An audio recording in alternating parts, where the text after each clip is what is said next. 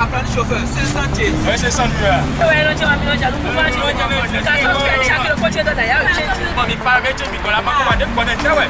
Deuxième pas toi, mais de moi, Il va zombie. Bla. Alors, quand tu es, évidemment, tu peux me faire un brocunaï.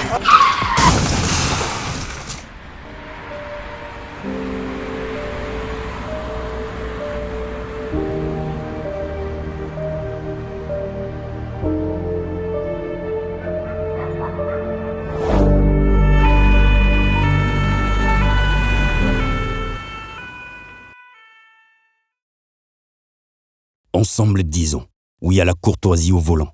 Stop à l'excès de vitesse, à la distraction au volant et à l'incivisme sur la route.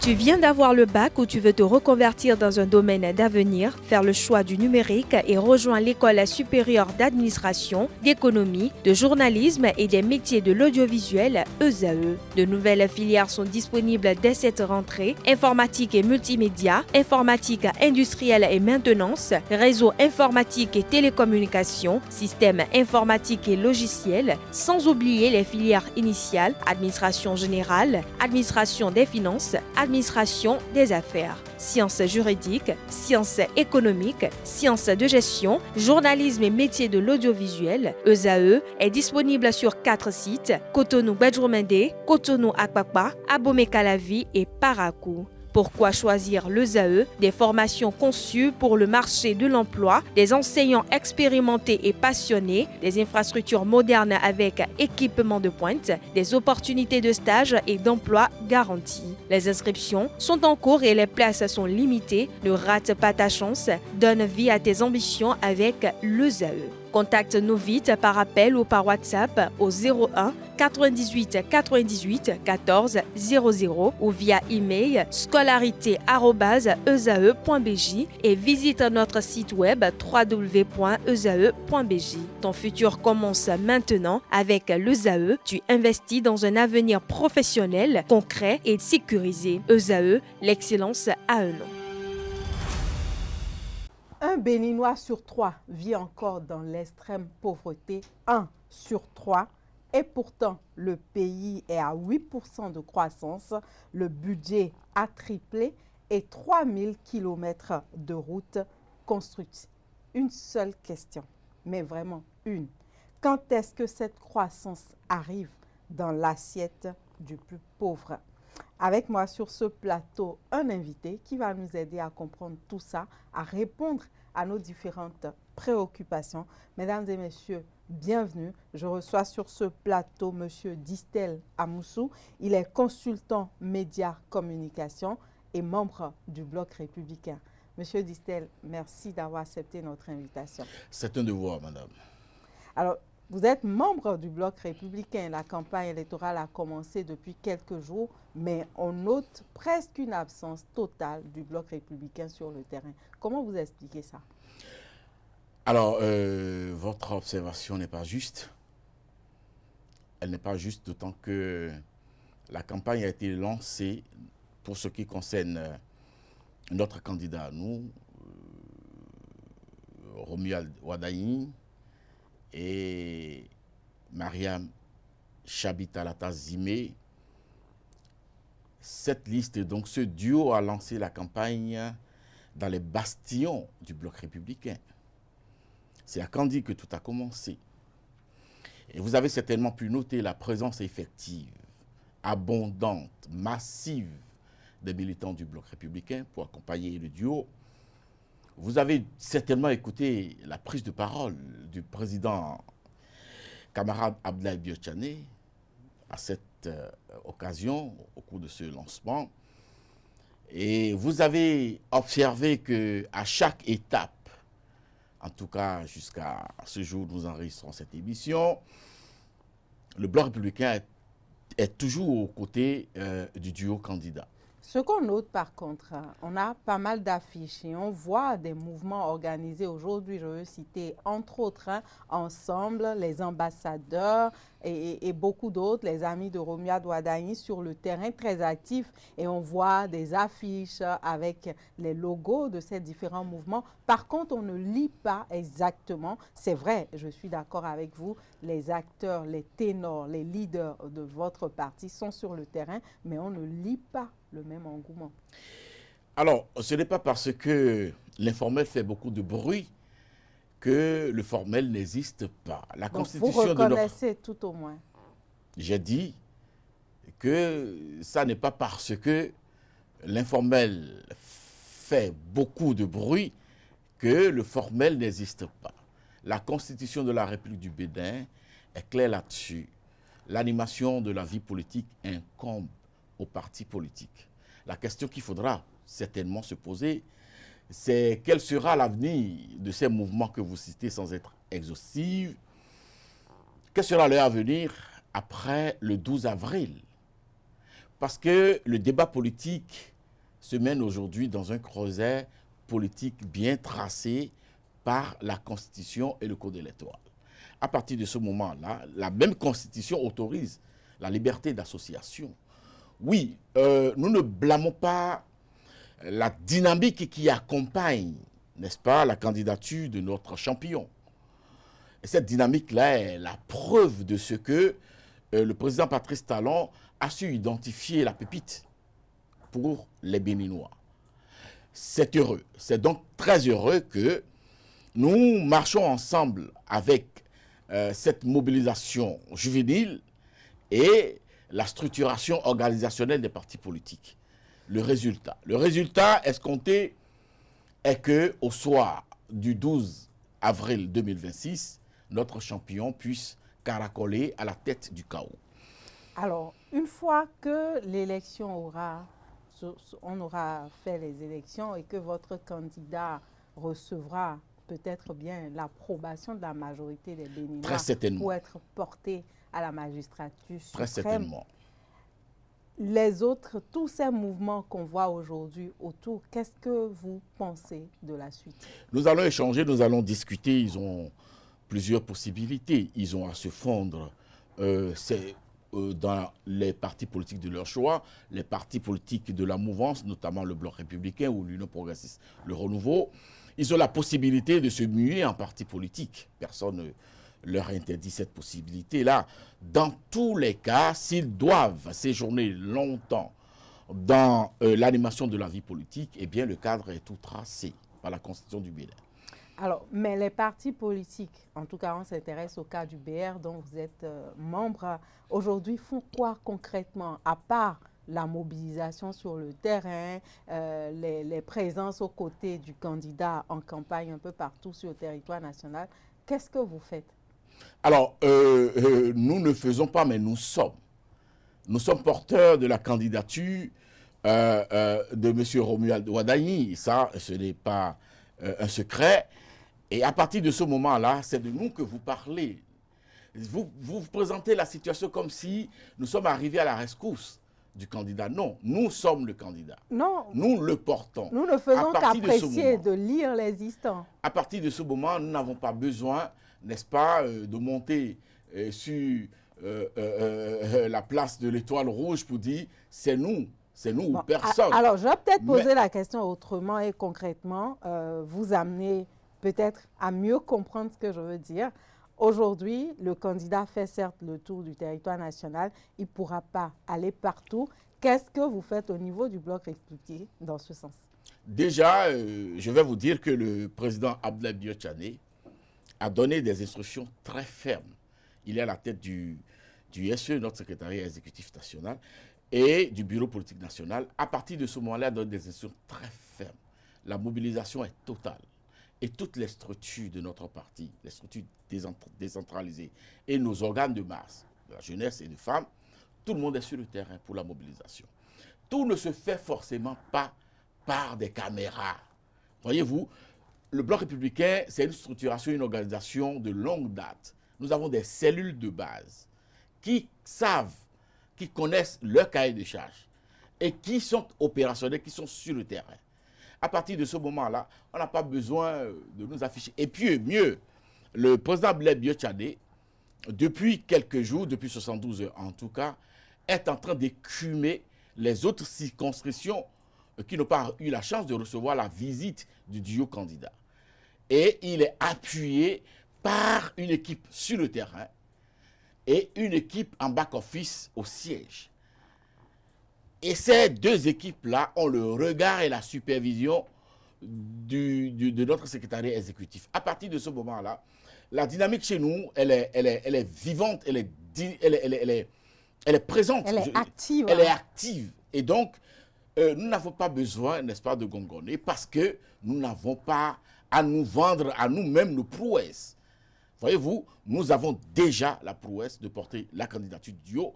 Nous avons la prouesse, n'est-ce pas, d'être impliqués véritablement dans l'élaboration du projet de société, donc de la vision. À partir de ce moment-là, c'est nous qui allons demander la fédération ou l'acceptation des autres indécis. La question, ce n'est pas nous, mais c'est les autres. Question de curiosité, que Oui. tout Béninois qui est quand même observateur de l'animation de la vie politique, surtout en cette période de campagne électorale, est tenté de se poser, c'est de savoir pourquoi pas des affiches à l'effigie des différents partis politiques qu'on connaît, contrairement à ce qu'on a vu avec les nouveaux mouvements qu'on découvre aujourd'hui. Est-ce une frustration derrière? Non, il saurait avoir de frustration. Non, vous savez, la nouvelle dynamique de la gestion économique dans notre pays, c'est la rationalisation et la qualité des dépenses. À partir de ce moment, écoutez, nous sortons d'une élection, d'un scrutin, d'un double scrutin législatif et communal. Et donc, c'est beaucoup de papier dans l'environnement. Et nous avons fait l'option aujourd'hui. Vous œuvrez pour la protection de l'environnement? Alors, notre candidat regarde le cadre de vie. Et lorsqu'on regarde le cadre de vie avec une attention soutenue, et on le sauvegarde. On ne l'affronte pas avec beaucoup de déchets.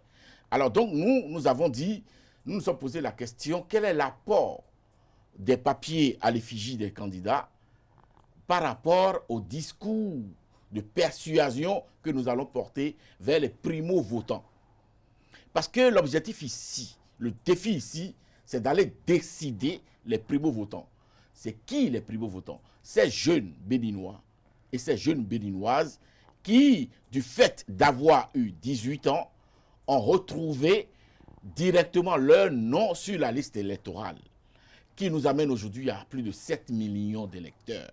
Donc la mobilisation des citoyens véritablement. Voilà. Donc c'est une action dynamique, elle n'est pas une action de papier et d'affiche. Donc c'est une action de terrain. De discours et de terrain. Il faut aller écumer, n'est-ce pas, les hameaux, les coins, les villes et les quartiers de ville. Il faut aller parler à ces jeunes-là, n'est-ce pas, sur leur site internet, sur les différents canaux digitaux, les réseaux sociaux. Il faut aller leur parler dans leurs écoles, chez eux, parce qu'ils sont là en congé. Travailler à les rencontrer partout. Et leur dire l'importance, n'est-ce pas, qu'ils ont à avoir accompli leur devoir civique. Et vous avez commencé ce travail sur le terrain. Dites-nous comment ça se passe dans l'ensemble. Alors, à notre étonnement général, l'écoute est grande, parce que l'ignorance était là. Vous savez, avec la réforme de notre état civil, il y a beaucoup de jeunes qui ont leur nom sur la liste électorale, mais qui continuent de l'ignorer. Ils ne le savent pas. Il faut le leur dire. Il y a des plateformes qui existent aujourd'hui pour les aider, les accompagner à identifier leur bureau de vote et leur centre de vote. Alors, c'est ce travail-là d'efficacité que le Bloc républicain est en train de mener actuellement. En gros, le Bloc républicain travaille et est sur le terrain, priorise les actions de terrain, des actions de séduction de l'électorat, de mobilisation de la masse. C'est bien ce qu'il faut retenir. Tout à fait. Alors, concrètement avec vous, nous avons prévu parler de la lutte contre l'extrême pauvreté. Et aujourd'hui, on dit que le Bénin est l'un des pays les plus dynamiques d'Afrique. Et pourtant, un Béninois sur 3 est encore dans l'extrême pauvreté. Comment vous expliquez ce paradoxe? Alors, ce paradoxe vient du fait que les rapports indiquent que dans le monde, globalement, 7 citoyens du monde sur 10 sont dans la pauvreté. Et c'est lorsqu'on parle de l'extrême pauvreté qu'on a 2 Béninois sur 3. Il y a déjà une nuance. Le Bénin, oui. Il y a déjà une nuance. Depuis 2016, le gouvernement du président Patrice Talon a engagé une dynamique économique qui nous a sorti d'un taux de croissance d'environ 3% à plus de 7% aujourd'hui. Alors quand on fait ça, on parle de la richesse pour le pays. Vous vous demandiez comment est-ce qu'on va faire pour que cette richesse-là se retrouve dans l'assiette du citoyen lambda. Eh bien, cette richesse y est déjà.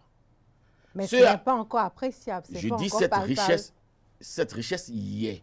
Ce qu'on recherche aujourd'hui, c'est la grosseur, la texture ou la quantité de cette richesse-là dans l'assiette. Pas vraiment, parce qu'il y en a qui n'ont pas le strict minimum encore dans nos contrées. Je vais vous expliquer que cette richesse est déjà dans nos assiettes. Ce qui reste, c'est de veiller à ce que la texture de cette richesse-là soit au goût de chacun et soit répondre aux attentes, n'est-ce pas, de chacun, de chaque Béninois et de chaque Béninois. Lorsque hier, vous aviez une moto et que pour quitter, je mets Calavi au marché d'Antokpa et vous devriez passer 3 heures de temps parce que l'état de nos voies était tel que vous ne pouviez pas, n'est-ce pas, avoir un gain en temps. Et que aujourd'hui, pour quitter Calavi-Kpota et venir au marché d'Antokpa, vous n'avez qu'à faire 45 minutes. À cause de l'amélioration de l'état de la voie? Vous avez gagné beaucoup, vous avez gagné en temps. Et lorsque vous observez le temps de l'usure, de l'amortissement de votre moto, vous avez gagné en argent parce que vous dépensez moins pour la réparation de votre moto. Et ce moins-là que vous avez de côté, que vous n'avez plus sorti pour la moto, se retrouve dans votre poche, donc là, dans l'assiette des enfants à la maison. Donc il y a une amélioration, c'est bien Tout ce que fait. vous voulez dire. Maintenant, justement... maintenant l'objectif ici, avec le président, le futur président Robert Douadayi, c'est de maintenir cette dynamique-là et d'améliorer la texture, n'est-ce pas, de la richesse dans nos assiettes. Vous avez parlé tout à l'heure de dynamique économique. Peut-être si vous avez un exemple en termes de chiffres, même si ce n'est pas très concret, combien de Béninois sont sortis de l'extrême pauvreté entre 2016 et aujourd'hui, à votre avis? Alors, on ne sort pas de l'extrême pauvreté. Ce n'est pas de là à là. Mais on change d'habitude. De 2016, nous sommes en 2026 aujourd'hui, ça fait quand même 10 ans. Je vous explique que de 2016, en 2016, nous étions à une croissance d'environ 3%, un peu moins. Et qu'aujourd'hui, nous parlons de plus de 7%, 7,5%. Donc, en matière de chiffres, il y a une progression nette. Et ça, c'est les chiffres. Alors, je vais vous dire qu'on ne sort pas de la pauvreté en faisant un pas. On sort de la pauvreté en changeant d'habitude de comportement. Et pour changer d'habitude de comportement, on regarde ses priorités.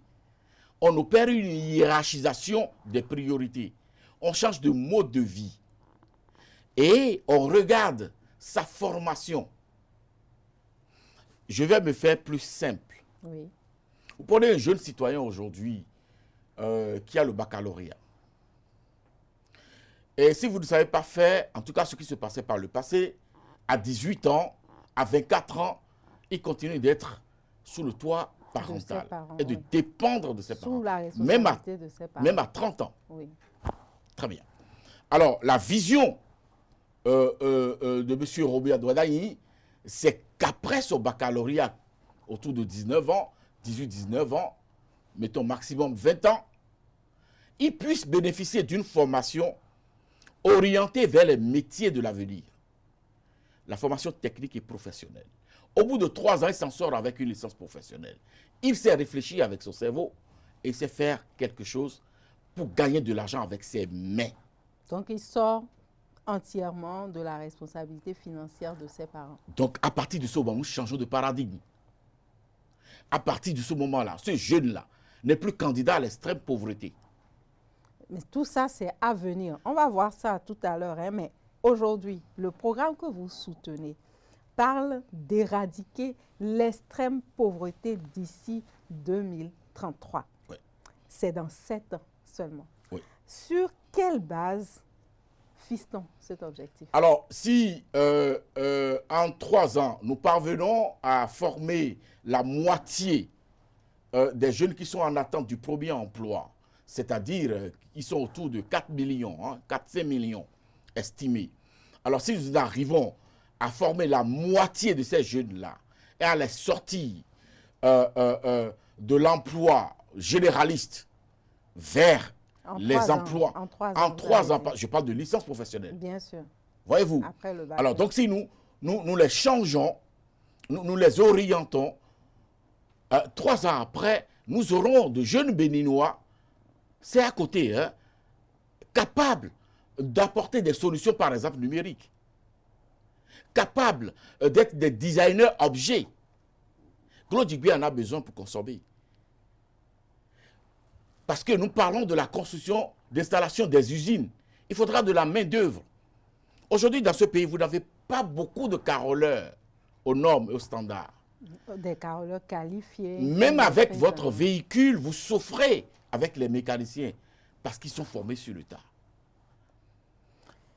Mais est-ce que vous admettez avec moi, que 10 ans de croissance forte n'ont pas suffi pour réduire significativement la pauvreté au Bénin, alors que là, vous me parlez de 3 ans? Oui, parce que nous n'avons pas regardé les pôles qu'il fallait. Et aujourd'hui, le candidat que vous soutenez dans son projet de société identifie parle de clairement 4 pôles. Et parle du développement régional. C'est-à-dire que hier, les jeunes étaient obligés d'aller vers les grandes villes. Cotonou, il fallait quitter Ayou, Zé pour venir conduire taxi-moto à Cotonou. Il en est de même pour Parakou. Donc, Tout le monde veut devenir citadin. Des pôles de développement territorial. Oui. Alors, à partir de ce moment-là, c'est que les offres seront créées sur place. Et donc, il faudra former pour répondre à ces offres-là. Ainsi, impacter l'économie locale.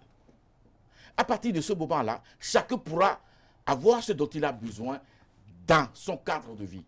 On va voir ça de façon beaucoup plus simple. Le programme mise aujourd'hui sur 6 pôles de développement territorial, oui, pour créer des opportunités. Les anciens départements. Voilà, créer des opportunités partout au Bénin. Expliquez-moi simplement, qu'est-ce que ça change pour un habitant de Kandi, de Natitengu, de Tchoumi-Tchoumi?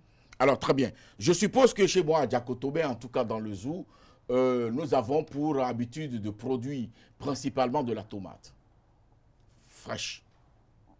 Alors, l'objectif, c'est de créer, par exemple, dans cette zone-là, c'est-à-dire le Koufo, l'ancien mono et Koufo, c'est-à-dire le grand mono, oui, par exemple, je dis n'importe quoi, une usine pour fabriquer des tomates en boîte. Alors, les producteurs qui produisent de la tomate fraîche auront un gain.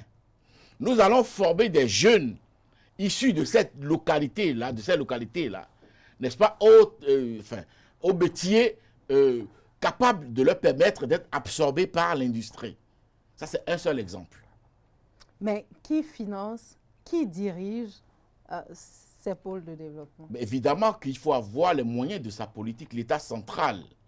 Nos cotisations au fisc, nos impôts vont y contribuer. Et puisque aujourd'hui, nous sommes tellement rigides dans la gestion de notre économie, et nous sommes appréciés, si bien que si nous allons sur le marché international financier, eh bien nous avons une grande écoute. Donc nous sommes capables, et notre candidat l'a déjà prouvé, pendant 10 ans, il est capable d'aller capter de l'argent sur le marché international pour venir financer une production locale.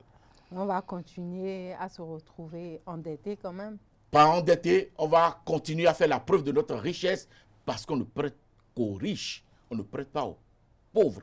Nous avons la garantie aux yeux, n'est-ce pas, de ces prêteurs-là, que nous sommes capables de bien gérer nos dettes et de commencer par les payer. Et d'ailleurs, je dois vous le dire, ce n'est pas un secret, le Bénin a commencé son désendettement depuis 2 ans.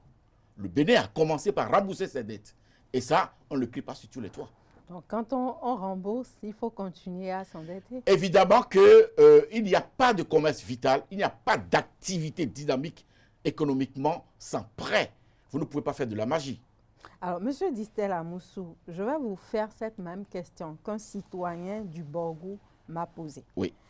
On nous a promis le développement depuis 30 ans.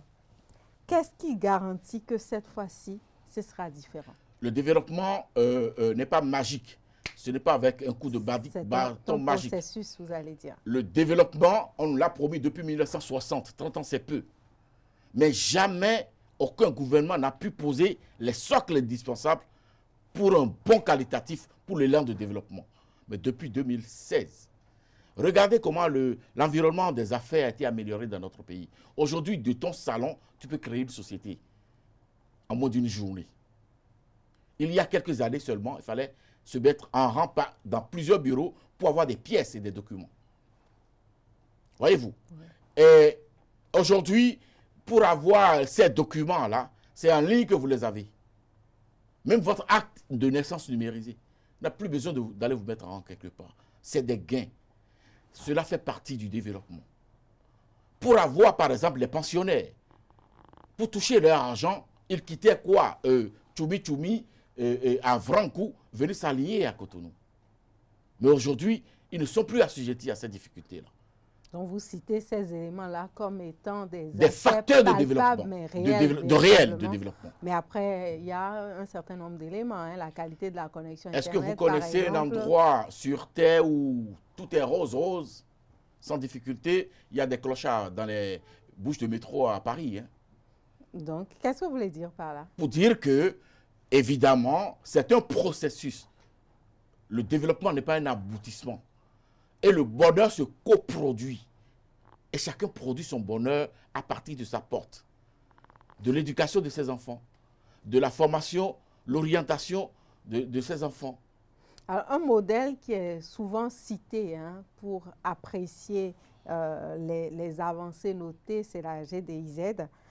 Souvent cité, recité, entre autres. Donc, on peut évoquer peut-être d'autres, mais pour l'instant, on s'intéresse à la zone industrielle de Glodjibé avec 20 000 emplois de créés ou peut-être plus. Mais ces 20 000 emplois... Le chiffre est exhaustif parce que moi, je vous parlerai de 30 000. Bon, peut-être plus de toutes les façons. À quel salaire? Avec quelle protection sociale? Et est-ce vraiment des salariés qui sont sortis de l'extrême pauvreté? Alors, vous avez quitté donc le banque d'emploi et vous arrivez à la problématique des salaires. Qui reste une réalité, une préoccupation Je suis heureux de constater qu'au niveau de Glodjibé, on ne parle plus, n'est-ce pas, de pauvreté, on ne parle plus de chômage. Mais on parle maintenant de la qualité du salaire. Donc, on parle de la texture du bonheur dans l'assiette. C'est ça, non? Eh bien, nous allons regarder tout ceci de près et en fonction de la productivité collective à l'assiette économique de notre pays, eh bien, la rétribution, le partage, le repartage, si vous voulez, se fera de sorte que chacun puisse avoir une bonne texture dans son assiette. Indépendamment de la bonne texture dans l'assiette, c'est aussi une autre problématique, la protection sociale. Et la protection sociale ici, dans le programme que vous défendez, c'est un programme qui souhaite rompre avec l'assistanat pour aller vers l'autonomisation. Mais en pratique, quelle est la différence entre donner de l'argent à un pauvre et lui donner les moyens de ne plus l'être? Alors, nous avons parlé de la possibilité d'implantation dans les pôles de développement, de donner de nouvelles opportunités à la jeunesse. Et notre candidat parle de la réduction des inégalités sociales. Alors, il met l'être humain, l'être au cœur de sa vision de développement. C'est-à-dire quoi? C'est-à-dire que lorsque vous allez désormais dans nos centres de santé, on vous soigne d'abord, avant de savoir qui vous êtes. Et ça, c'est ce qui est promis dans le projet de société. Et ça va le faire. Ça va le faire. Deuxième chose, nous avons parlé de la formation technique et professionnelle, donc l'autonomisation. Et parlant de l'autonomisation, nous promettons de regarder, n'est-ce pas, les prêts à nos bonnes dames qui sont dans de petits métiers. Ce n'est pas de l'assistanat, parce que c'est des prêts remboursables. Donc, nous ne sommes pas en train d'instaurer un État messie. Donc, ce sera pas mais ça va être un État accompagnateur. Oui. Un État qui offre des opportunités. Vous avez vu l'exemple du coiffeur, du jeune coiffeur qui allait s'installer à Natitengou. Il aurait pu ne pas le faire parce que ça n'était pas évident pour lui d'installer un salon de coiffure de cette nature, de cette qualité à Natitengou. Après, vous l'avez certainement suivi aussi, c'est les taux de remboursement des prêts qu'il arrive à avoir. Et il faudra donc regarder tout ce mécanisme. Il ne faut pas que, n'est-ce pas, le crédit vienne absorber la force de production de l'intéressé. Donc, nous allons regarder ce mécanisme-là et voir quelle procédure adopter. Mais dans tous les cas, il faudra rembourser pour permettre à d'autres jeunes ou à d'autres personnes, à d'autres femmes de continuer pour ne pas rompre la chaîne. Voilà. Alors, toujours sur le volet de la protection sociale comme levier, tel qu'inscrit dans le projet de société du candidat que vous soutenez, il y a un aspect, le projet Arche, par exemple. Et ce projet existe depuis plusieurs années. Aujourd'hui, plusieurs personnes sont réellement couvertes, d'autres non. Comment on explique cette différence-là? Alors, les questions de fonctionnement, puisque c'est de ça qu'il est question, seront regardées avec beaucoup plus d'attention. Mais il faudra dire que à date, nous avons le complexe. Nous avons un complexe fondamental. Tout le monde veut aller dans une clinique. Tout le monde veut faire comme. C'est un peu comme les écoles.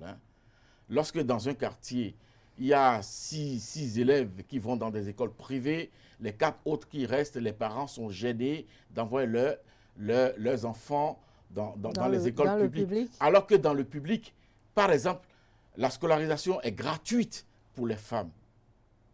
Et notre candidat promet de rendre la gratuité là, intégrale, n'est-ce pas, sur les 3 prochaines années. Est-ce que si les gens préfèrent aller vers le privé? Les gens, dans certaines circonstances, sont gênés de dire et d'affirmer quels sont au programme Arche. Parce qu'on prend ça comme de la mendicité, on prend ça comme une faiblesse, on prend ça comme de la honte. Il n'y a pas de complexe. C'est notre argent, c'est l'argent de tous les Béninois. Et aujourd'hui, ce programme prend en compte une dizaine de pathologies, n'est-ce pas, soignées gratuitement dans les centres de santé. Et vous pensez que si aujourd'hui, il y a encore des Béninois qui n'arrivent pas à bénéficier de ce projet-là, c'est par complexe de se dire... Ou ils sont mal informés, ou ils sont peu informés, ou ils sont complexés, ou, n'est-ce pas, le mécanisme continue d'avoir des tares qu'il faudra regarder. Mais dans tous les cas, de façon holistique, ce problème-là est réglé par ce projet-là. Alors, une très bonne idée, contenue dans le projet de société de votre candidat. J'en profite pour le montrer.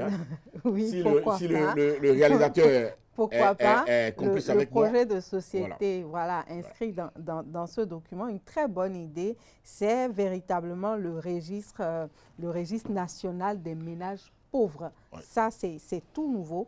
C'est une bonne idée, j'ai envie de dire une bonne idée sur le papier. Non, ça n'est pas sur le papier. Et puis, ce n'est même pas nouveau. Moi, je vais vous raconter une histoire. J'étais à l'hôpital de zone de Calavi parce que je devais aller dire mes amitiés à un ami. Et je rencontre une dame désespérée au portail avec une ordonnance qui coûtait à peine 12 000 francs CFA en main. Je lui pose la question, dit c'est sa belle-fille qui venait d'accoucher et on a besoin, le bébé, on a besoin de ces produits-là. Je dis, attendez, venez avec moi. Je vais voir l'un des responsables. Je dis, c'est où la chargée des affaires sociales dans cet hôpital? Mais la dame était assise, mangeait arachide. Elle a fait son pain par terre et mangeait du arachide avec une de ses copines. Ça papotait. Alors j'entre, je dis, bonjour madame et tout. Je ne me présente pas. Je dis, voilà, c'est cette dame-là qui a une situation. Maman, n'est bon. Et je dis, mais allez-y, madame, s'il vous plaît, accélérez un peu parce qu'on parle de la vie du bébé, là. Elle se lève, elle regarde, elle fait, et puis font ce qu'elle a griffonné, mais un cachet. Elle dit, avec un coupon, elle dit à la dame d'aller à la pharmacie pour aller prendre des produits. Mais la dame était tombée de nuit. Je n'ai pas dépensé ces ça, vous l'avez vécu. J'ai vécu. Alors, c'est pour vous dire que très peu savent que dans nos centres de santé, il y a ce qu'on appelle le service social. Et pour lequel l'État débloque de l'argent, beaucoup d'argent chaque année. Mais nous ne savons pas. Il y a peut-être lieu également de mieux informer les populations pour leur permettre de profiter de... Nous allons regarder tout ceci de très près. Mais et c'est le rôle des ONG aussi. Hein. Aujourd'hui, toutes les ONG s'orientent vers la politique. Mais il y a de ces questions-là, n'est-ce pas, sur lesquelles il faut faire focus. Alors, le registre national des ménages pauvres, c'est une bonne idée. Alors, donc, c'est pour vous dire que la collecte, hein, n'est-ce pas, de ces familles-là, moins nanties, j'aime pas la terminologie de pauvreté, moins nanties, le programme existe. Il faudra le renforcer et le rendre dynamique, le rendre effectif. Mais il faut que les Béninois, nos frères et sœurs, participent et qu'ils soient honnêtes. Vous vous rappelez ce que l'État, la contribution de l'État, par exemple, pour l'amortissement dans le cadre du dossier de la Covid. Hein? Des gens ont fait de fausses déclarations. C'est ça. C'est en ça que vous appelez à la contribution, voilà. Et à l'objectivité des populations. Et à la vérité. Et à la vérité. N'est-ce pas, des témoignages. Mais comment éviter que ce registre devienne un outil politique, par exemple, qu'on aide les proches du pouvoir et qu'on oublie les autres, par exemple? Comment est-ce qu'on a pu faire et que les cantines scolaires ne sont pas devenues des outils politiques? Comment est-ce qu'on a pu faire que l'asphaltage n'est pas devenu un outil politique? Comment on fait pour que le service social dans nos hôpitaux, là, dont je vous ai parlé, là, n'est pas vraiment servir. Alors, c'est pour vous dire que quand on parle de développement, on ne parle pas de politique. Est-ce qu'il n'y a pas des craintes ou des risques de favoritisme? Là, je dis, moi, je ne vois pas de crainte.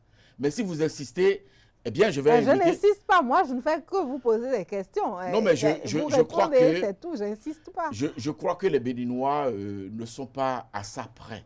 Ne sont pas à cela près. Ce qui est destiné, n'est-ce pas, à une catégorie ciblée de personnes, il faudra mettre les outils de contrôle nécessaires pour que cela n'aille pas dans tous les sens et qu'on observe une déperdition dans ces secteurs-là. Jetons un regard un peu sur la situation des femmes. D'accord. 500 000 femmes autonomisées via le projet Suède, hein, c'est le chiffre qui est avancé dans le document. Autonomisées comment?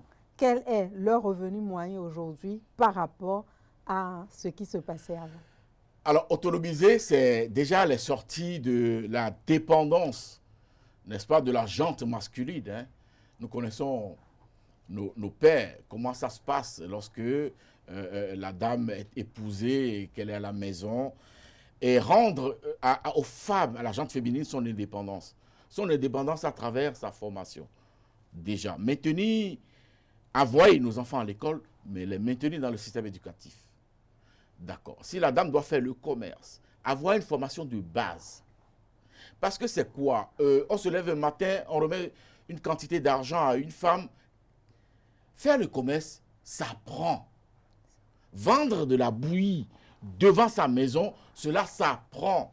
Parce qu'il faut pouvoir avoir une petite notion de la gestion financière. Alors, nous entendons donc apporter ces formations-là, ce suivi aux bonnes dames, les accompagner au point où elles puissent d'elles-mêmes, n'est-ce pas, gérer leurs petites ressources. Et puis, leur ouvrir la possibilité d'accompagnement par les microcrédits. Lorsque la femme aura une bonne notion de gestion élémentaire de ses ressources à la base, lorsqu'elle va emprunter de l'argent, lorsqu'on va l'accompagner à travers de la microfinance, elle aura, n'est-ce pas, plus de possibilités de capacité à la gestion et au remboursement. Voilà. Alors, éradiquer l'extrême pauvreté, c'est bien le souhait. C'est un vœu. Et voilà et nous allons y travailler. Voilà une question que beaucoup se posent et que peut-être on n'ose pas poser, que je vais prendre le risque de vous poser quand même. Combien? Je vous sais courageuse. Alors, la question, c'est de savoir véritablement toutes ces mesures dont on parle. C'est quand même beaucoup d'argent. Comment on arrive à mobiliser des ressources là? Comment on arrive à gérer? Ah, très bien. Et le coût est estimé à combien? Très bien. Est-ce que ces chiffres-là, on peut les avoir dans le document? Lorsque, en 2016-2017, le gouvernement du président Patrice Talon devrait faire son premier budget, on a parlé de plusieurs milliards. Voyez-vous, et ça a surpris tous les Béninois. On dit, mais attendez, notre pays n'est pas aussi riche. Le budget a été exécuté. Et à chaque année, le budget du Bénin est en nette progression. Alors, c'est pour vous dire que ce programme est échelonné sur 2026-2033. 7 ans. 7 ans. Alors, donc, au cas par cas, chaque année, en fonction du déroulé programmatique de ce projet de société, eh bien, le gouvernement, sous le leadership du... Je suis très pressé, on dirait. On va parler pour l'instant du candidat. Bon, candidat. On s'intéresse d'abord au candidat, puisqu'on parle on parle de son projet de société et nous sommes en pleine période de campagne électorale. Très bien. Oui, c'est parce que l'assurance est là. Le discours changera par la suite, on appréciera bien. Très bien. Je ferai l'effort de rester dans votre moule. Il le faut, il le faut, il le faut. Non, non, non, non. Donc, chaque année, vous savez, notre candidat n'est pas un visionnaire. Il ne lit pas dans la boule de cristal. Il est pragmatique. Et il a un œil sur la qualité des dépenses, je vous l'ai dit. Et c'est un bon évaluateur, expert comptable de formation. Vous comprenez? Il connaît sa matière. Et les Béninois avec continuent de cotiser réellement, qu'il n'y ait pas de fuite de ressources. À partir de ce moment-là, eh bien, tout ceci, 7 ans après, nous allons nous retrouver pour dire, mais pourtant, nous le pouvions. Regardez le niveau de développement de notre pays aujourd'hui en matière d'infrastructure. Oui, ceux qui ont quitté le Bénin il y a 5 ans, ceux qui ont quitté le Bénin il y a 5 ans, lorsqu'ils reviennent, ceux qui ont quitté le Bénin il y a 5 ans, lorsqu'ils reviennent, disent, mais attendez, donc nous pouvions faire ça. Il faut y croire, mais il faut travailler à le faire effectivement. Alors, on va voir un peu comment incarner le débat et sortir des discours de façon concrète, de façon palpable. Jusque-là, nous ne sommes pas dans les discours, nous sommes dans la réalité. Nous sommes quand même dans les discours avec un projet très ambitieux. Ouais. Prenons une dame, 45 ans, elle vend des légumes au marché de Parakou. Elle n'a pas de compte bancaire, pas de carte d'identité à jour, 3 enfants à charge. Qu'est-ce que le programme change concrètement pour elle dans les 2 prochaines années? Alors, cette femme à l'extraordinaire n'est pas béninoise. Mais parce qu'aujourd'hui, les femmes qui bénéficient de microfinance n'ont pas de compte en banque, c'est sur leur téléphone. Je ne parle même pas de smartphone. C'est sur leur téléphone qu'elles ont directement leur prêt. Alors, je ne sais pas ce que compte en banque vient chercher avec une vendeuse de... Le niveau de digitalisation aujourd'hui de notre économie est tel que, même si vous n'avez pas un compte bancaire, c'est vrai qu'il faut, n'est-ce pas, accompagner la bancarisation, n'est-ce pas? Mais à l'étape actuelle, le niveau de digitalisation est tel que, même sans compte en banque, vous êtes dans l'économie inclusive parce que nous parlons de l'inclusion financière dans notre projet de société. Un agriculteur à Boycon, il a 60 ans. Ouais. Il n'a jamais cotisé nulle part. Le programme lui promet une retraite. Oui. Comment? C'est-à-dire qu'on va l'amener en lui mettant les intrants, l'accompagnement, et on va l'amener à booster sa production. Et de la quantité... À 60 ans? Ben, écoutez, s'il a la terre, s'il a 60 ans, il a forcément des enfants. Il va certainement engager des tâcherons. Je vous ai parlé de l'accompagnement. Voyez-vous, on va l'accompagner. On va mettre en place le mécanisme, les intrants, pour booster sa production.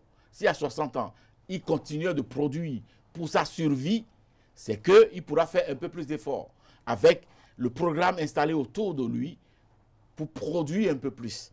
Et ce plus-là, on va prélever un peu, qu'on met de côté. On va collecter le plus de chacun, n'est-ce pas? Et commencer le programme, n'est-ce pas, de l'amélioration de la texture, de l'assiette de ces personnes-là au soir de leur vie. Donc, c'est possible. C'est faisable. Très bien. Nous Nous sommes presque au terme de ce moment d'échange et d'entretien. Avec vous, nous sommes intéressés au projet de société du duo candidat Wada Talata et on a parlé précisément de la lutte contre l'extrême pauvreté en voyant les différents aspects proposés dans ce document pour l'amélioration du panier de la ménagère, de l'assiette du Béninois. Qu'est-ce que vous avez envie de dire à toutes ces personnes qui nous suivent? Béninoises, Béninois, chers compatriotes, ceci n'est pas un rêve. Ça va être dans 7 ans, c'est-à-dire en 2033, l'aboutissement d'une démarche que nous avons enclenchée depuis 2016. Pour que cela soit une effectivité, une réalité, chacun de nous doit se lever le 12 avril et aller voter pour le duo Romiad Wadagni, Mariama Talata Zime Chabi. C'est de cela qu'il est question. Toi, tu es jeune. Eh bien, ton devoir citoyen t'appelle.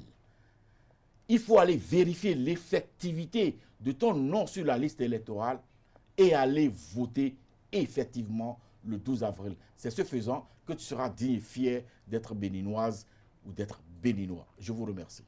Monsieur Distel Amoussou, je rappelle, vous êtes consultant médias, communication, membre du Bloc républicain et avec vous, nous avons échangé sur justement le projet de société du duo candidat Wada Talata. C'était un plaisir pour moi, un devoir. Merci d'être venu sur ce plateau. Mesdames et messieurs, la lutte contre l'extrême pauvreté n'est pas un slogan, n'est pas un slogan de campagne, c'est un engagement moral, chiffrable, vérifiable et notre invité a apporté les éléments d'appréciation à travers ce programme ambitieux du duo de candidats qu'il soutient.